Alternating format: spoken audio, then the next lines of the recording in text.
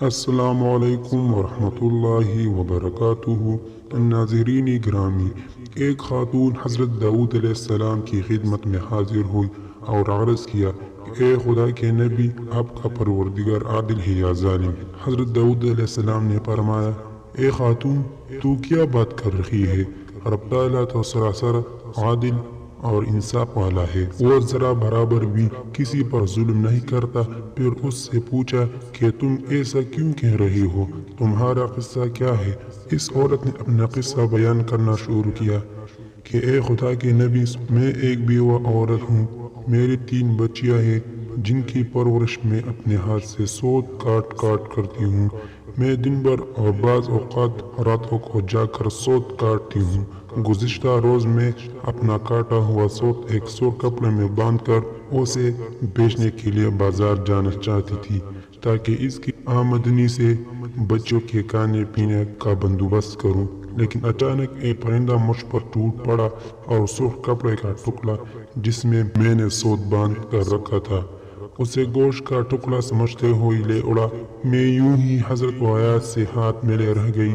اب میرے پاس کچھ نہیں کہ اپنی بچیوں کو کھانا ہی کھلا سکوں۔ ابھی وہ خاتون حضرت داؤد علیہ السلام سے اپنی داستان بیان کر رہی تھی کہ اتنے میں آپ علیہ السلام کے دروازے پر دستک ہوئی اور حضرت داؤد علیہ السلام نے آنے والے گھر میں داخل ہونے کی اجازت مرحمت فرمائی۔ اجازت ملتے ہی 10 تاجر اندر داخل ہوئے، جن میں سے ہر ایک کے ہاتھ میں 100 دینار تھے۔ تاجروں نے عرض کیا، خدا کے نبی، ہمارے ان دیناروں کو ان مستحق تک پہنچا دے۔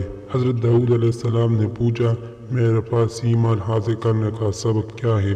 تاجروں نے جواب دیا، خدا کے نبی، ہم سب ایک کشتی میں سوار تھے، اتفاقاً ایک زوردار آندھی آئی، کشتی میں ایک جانب سوراخ ہو گیا اور پانی کشتی میں داخل ہونا شروع کیا۔ موت ہمیں سامنے نظر آ رہی تھی۔ ہم نے نظر مانی کہ اگر رب تعالیٰ ہمیں اس طوفان سے نجات دے دی تو ہر شخص 100 دینار صدقہ کرے گا۔ اب پانی کشتی میں تیزی سے داخل ہونے لگا۔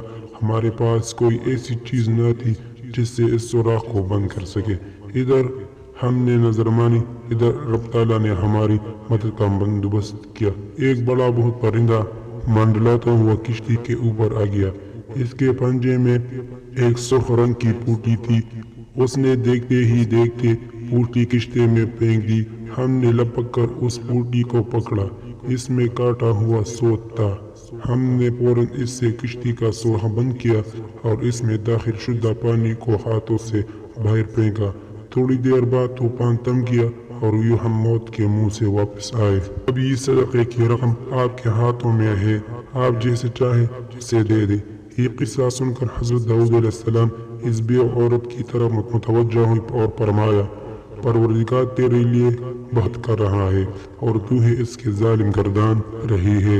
پھر آپ علیہ السلام نے وہ دینار اس خاتون کے حوالے کرتے ہوئے فرمایا، جاؤ انہیں اپنے بچوں کو خرچ کرو۔ سبحان اللہ۔ اگر آپ نے ابھی تک ہمارے چینل کو سبسکرائب نہیں کیا تو برائے مہربانی چینل کو سبسکرائب کریں، لائک کریں اور شیئر کریں۔